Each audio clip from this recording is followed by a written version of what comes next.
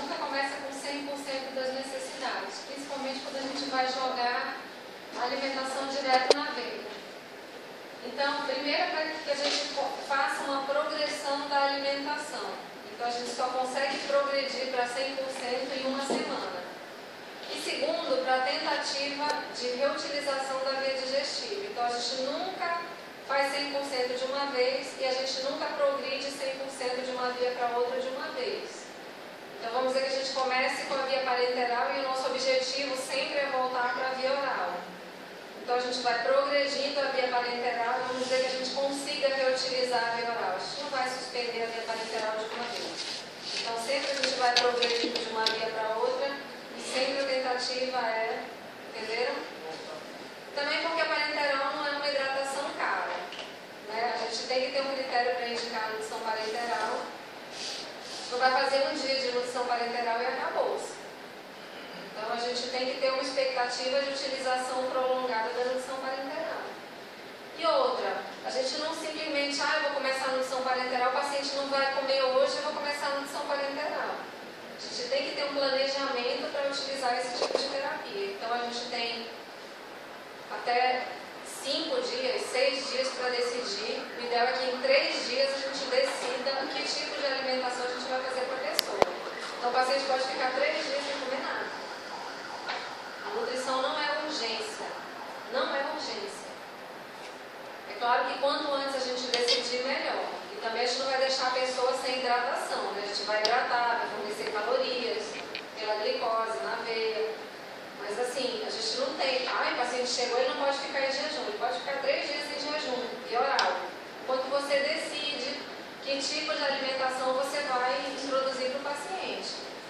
A dieta não é urgência. É claro que quanto antes você decidir, melhor. Mas ele pode ficar 3 dias sem receber alimentos. Entenderam?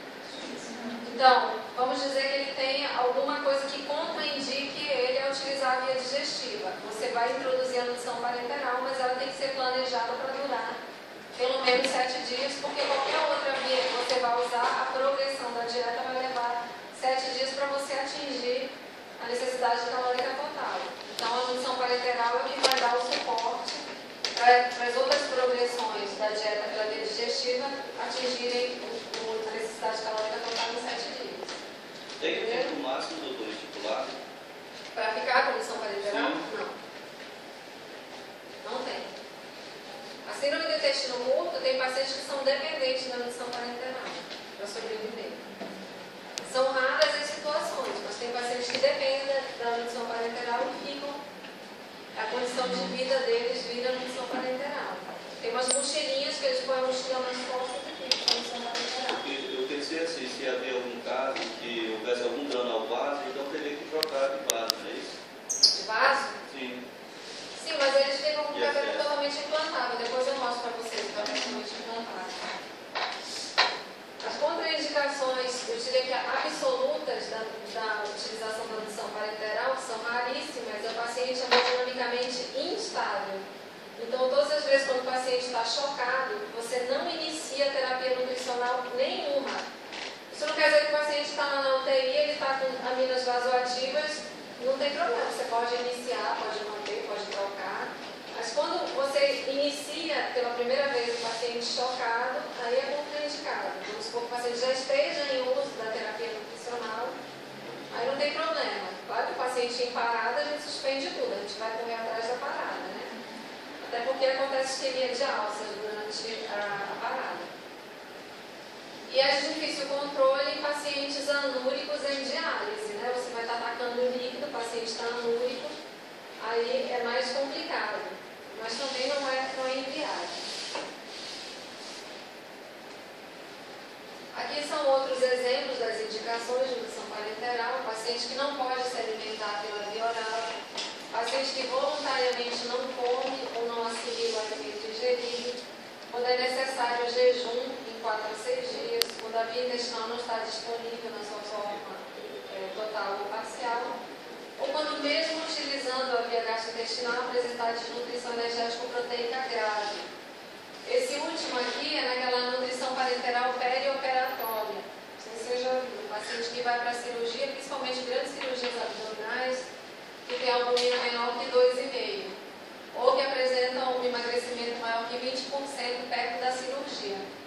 Nesse caso, a gente faz nutrição parenteral 7 dias antes da cirurgia, independente dele estar comendo via oral. Isso daí não vai subir a albumina, porque lembra que a meia-vida da albumina é de 21 dias. É só para diminuir as complicações perioperatórias. A gente faz de 7 a 10 dias de nutrição parenteral.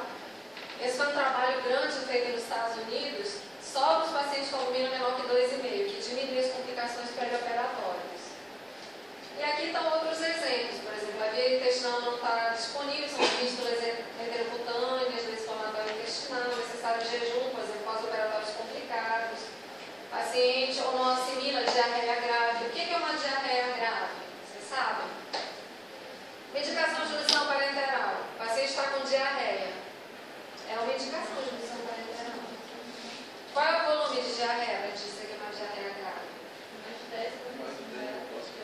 Em volume. Porque às vezes a pessoa tem 10 evacuações e vai evacuar só um pouquinho. Não é porque pode ter, a pessoa tem aquele tenesmo, vai lá no banheiro e faz só um pouquinho. 1000 ml. A gente pode pedir para pesar as fezes. Aí é 1000 ml. Síndrome de má absorção, síndrome do intestino curto, o paciente não quer se alimentar, não pode se alimentar. Obstrução intestinal, ilho e fístulas intestinais de alto débito. Fístula intestinal de alto débito é maior que 500 ml. Hemorragia digestiva, vômitos incoercíveis, quimioterapia, são algumas indicações de nutrição parenteral. Então, as vias de administração da nutrição parenteral. Ela pode ser central, que é um acesso vascular profundo. Aí, a posição do catéter tem que estar em subclávia ou jugular interno. Aliás, o acesso é em subclávia ou jugular interno. Ou a nutrição parenteral periférica. Aí, a periférica tem que ser em veia calibrosa. Não vamos funcionar na mão e no pé e fazer nutrição parenteral, né? Porque tem que ser uma veia calibrosa, ou cefálica ou basílica. Aí, para fazer essa nutrição parenteral periférica, a nutrição parenteral tem que ter menos que 900 ou 800 miliosmoles por litro para aguentar, senão ela esclerosa o vaso. O catéter pode ser de lumen simples, aquele ali. Vocês não tem uma ponteira, não? Daniel tem.